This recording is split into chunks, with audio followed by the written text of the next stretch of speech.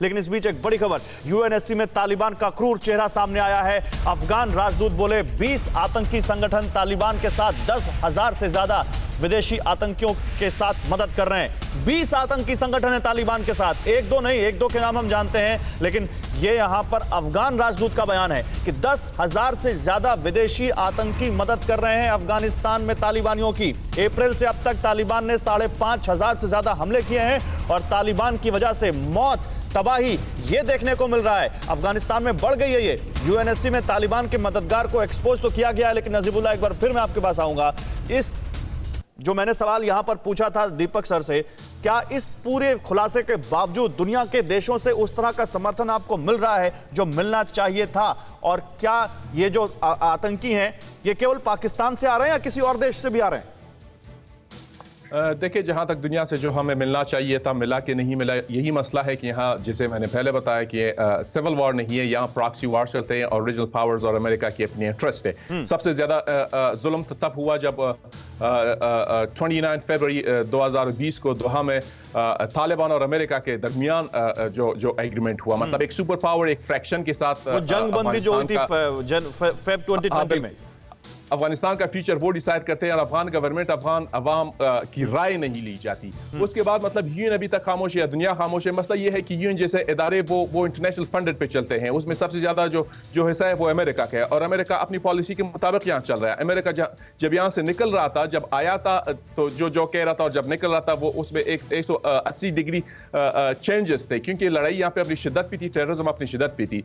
जहां तक पाकिस्तान से आने वाली टेररिस्ट की बात है, देखिए अफगान आर्मी रखती है, अफगान गवर्नमेंट आर्मी रखती है, यहाँ पर पुलिस है, यहाँ इनके पास जितने भी वेपन्स है, जितने भी वसाइल है, वो खुल्लम खुल्ला ही कौन सी गवर्नमेंट देती है, किस बुनियाद पे देती है, किस कॉन्ट्रैक्ट, किस एग्रीमेंट, किस मैचुअल अंडरस्टैंडिंग पे देती है। लेकिन तालिबान जो इतनी बड़ी लड़ाई लड़ रहे हैं, उसको वो इतना असलाह कहाँ से ला रहे हैं, उनको ट्रेनिंग कहाँ से मिल रही है? तो केवल पाकिस्तान है या कोई और देश है?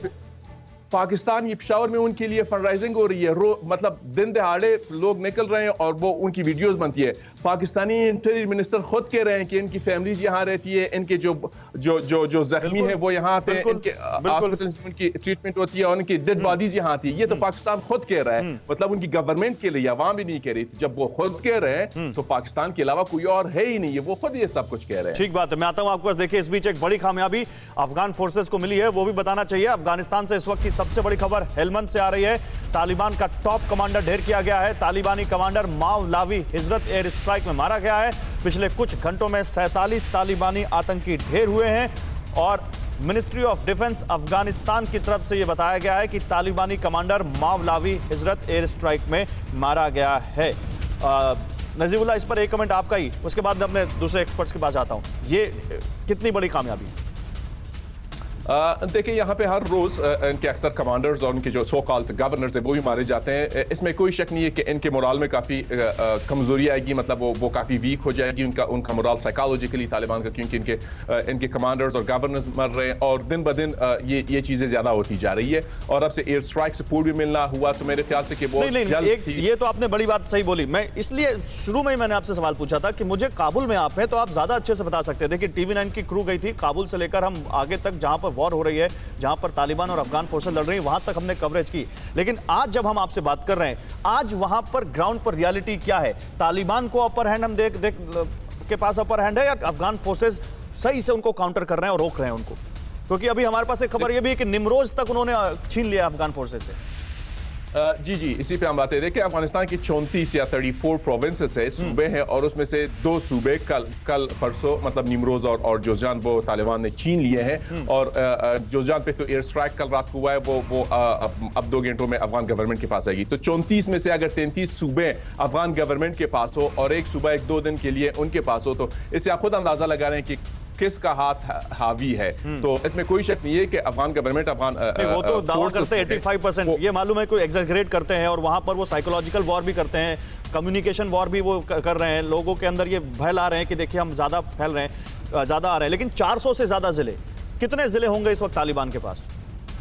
देखिए टोटल जिले जो है रजिस्टर्ड अनरजिस्टर्ड जिले जो है वो 385 के लगभग है, 85-86। ठीक है। अव्वल तो ये 400 है नहीं। और इसके साथ आप देखिए कि पिछले मतलब अगर 100 साल को आप ले ले, ऐसे अजला थे जहाँ गवर्नमेंट का इंटरेस्ट भी नहीं था, एक्सेस भी नहीं था, तो ऐसे अजला भी अजला में आते हैं। और जो पिछले 20 साल से नाअमन थे, उसमें अफगान गवर्नमेंट भी नहीं थी, तो उसमें से ज्यादा तादाद तालिबान वो कह रही है। और दूसरी बात यह है, अगर वो 85 या 80 या 50% ये उनके पास है, तो इनकी डेड बॉडीज उस तरफ क्यों जा रही है, इनकी लीडरशिप वहां पे क्यों है? लड़ाई है, लड़ाई में एक दिन 2 दिन एक के पास होता है दूसरा, लेकिन ओवरऑल। अड़ी सोमवार से शुक्रवार शाम 6 बजे सिर्फ TV9 भारतवर्ष पर।